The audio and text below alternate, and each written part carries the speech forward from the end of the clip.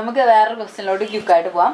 Breakup ആയിട്ട് ഇപ്പോൾ 1 വർഷം തികയുന്നു. ഓൾമോസ്റ്റ് റിക്കവർ ആയി എങ്കിലും ഒറ്റയ്ക്കാവുന്ന സമയത്തൊക്കെ മനസ്സിനൊരു പ്രത്യേക വേദന. ഇത് കംപ്ലീറ്റ് ആയിട്ട് മാറ്റണമെന്നുണ്ട്. അതിനെന്താണ് ഒരു മാർഗം? അത് ഓൾമോസ്റ്റ് റിക്കവർ ആണ്, എന്നാലും എനിക്ക് വിഷമമൊന്നുമില്ല, എന്നാലും ഒരു വിഷമം എന്ന് പറയുന്ന പോലെ ഒരു സാധനം.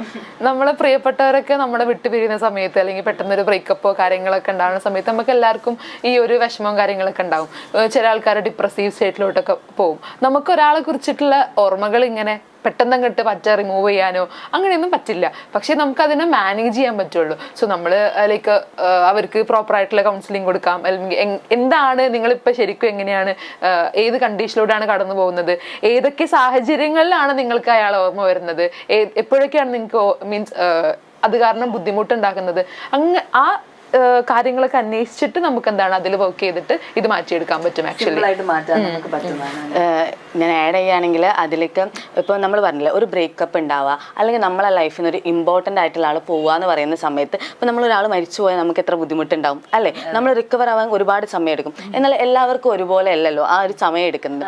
അതേപോലെ തന്നെയാണ് നമ്മൾ ബ്രേക്കപ്പ് ആവാന്ന് പറയുമ്പോൾ നമ്മളെ ലൈഫിൽ നമ്മൾ വളരെ ഇമ്പോർട്ടൻ്റ് ആയിട്ട് വിചാരിച്ചൊരു മനുഷ്യനായിരിക്കും ചിലപ്പോൾ എന്താവുന്നത് നമ്മളെ ലൈഫിൽ നിന്ന് പോകുന്നത്. അപ്പോൾ നമ്മൾ ഒരു ഗ്രീഫിൻ്റെ ഒക്കെ എല്ലാ സ്റ്റേജിലൂടെയും കടന്നു പോകണം. ഇപ്പോൾ സ്റ്റേജിനെ കുറിച്ചൊക്കെ പറയുകയാണെങ്കിൽ ഇപ്പോൾ പൊതുവേ നമ്മൾ പറയാം ഫസ്റ്റ് ഒരു ഡിനയൽ സ്റ്റേജ് ഉണ്ടാവും. ഇപ്പോൾ ബ്രേക്കപ്പ് റിലേറ്റ് ചെയ്ത് പറയുകയാണെങ്കിൽ ഓക്കെ ഇയാൾ എൻ്റെ ലൈഫിൽ ഇനി ഇല്ല, ഇയാൾ ഞാനും ഇന്ന റിലേഷൻ ഇവിടെ എൻഡ് ചെയ്തു, അത് അക്സെപ്റ്റ് ചെയ്യാൻ തന്നെ ആളുകൾക്ക് ഭയങ്കര ബുദ്ധിമുട്ടായിരിക്കും ഒരു ഇനീഷ്യൽ സ്റ്റേജിൽ.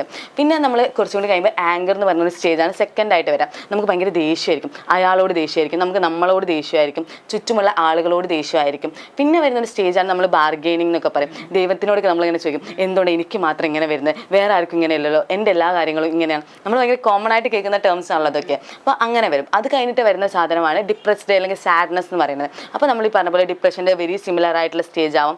അതേപോലെ തന്നെ സാഡ്നെസ് കാര്യങ്ങളൊക്കെ ഉണ്ടാവും. പിന്നീടാണ് ശരിക്കും ഗ്രീഫിലെ അക്സെപ്റ്റൻസ് വരുന്നത്. ഇതിനർത്ഥം എല്ലാ മനുഷ്യന്മാരും എല്ലാ സ്റ്റേജിലൂടെ പോകണം എന്നല്ല കേട്ടോ പറയുന്നത്. ചില ആളുകൾ ആങ്കർ കഴിഞ്ഞ് ഡയറക്റ്റ് അക്സെപ്റ്റൻസ് ഉണ്ട്, ചില ആളുകൾ ഡയറക്റ്റ് അക്സെപ്റ്റ് ചെയ്യുന്ന ആളുകളുണ്ട്. പക്ഷേ ചില ആളുകൾ ഇതിൽ ഏതെങ്കിലും ഒരു സ്റ്റേജിൽ അങ്ങ് സ്റ്റെക്ക് ആവും.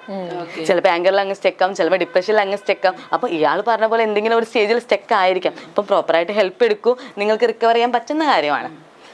ഞാൻ പറഞ്ഞ പോലെ നമ്മുടെ ജീവിതത്തിൽ ഉണ്ടാവുന്ന പ്രശ്നങ്ങളിൽ ഒരു റിക്കവറി സ്റ്റേജ് ഉണ്ട്. ആ സ്റ്റേജിൽ ഒരിടത്തും പോയി സ്റ്റക്കാവാതിരിക്കുക. അപ്പോൾ എന്തായാലും വളരെ മനോഹരമായിട്ടുള്ള ഒരു എപ്പിസോഡായിരുന്നു. എനിക്ക് ഒരുപാട് നോളജബിൾ ആയിട്ടുള്ള കാര്യങ്ങൾ കിട്ടി. പ്രേക്ഷകർക്കും അങ്ങനെ തന്നെയാണെന്ന് ഞാൻ വിശ്വസിക്കുന്നു. ഈ നല്ലൊരു എപ്പിസോഡ് നമുക്ക് നമ്മുടെ പ്രേക്ഷകർക്ക് വേണ്ടിയിട്ട് ക്വസ്റ്റ്യൻസിനൊക്കെ ആൻസർ പറഞ്ഞ അസ്ലഹ മാമിനും ഹസ്മി മാമിനും ഞാൻ നന്ദി പറയാണ്. അപ്പൊ മറ്റൊരു അടിപൊളി എപ്പിസോഡായിട്ട് പ്രോബ്ലം സോൾവിൽ വീണ്ടും കാണാം. അതുവരെ this is signing off Alida. എല്ലാവരും ടേക്ക് കെയർ, ബൈ ബൈ.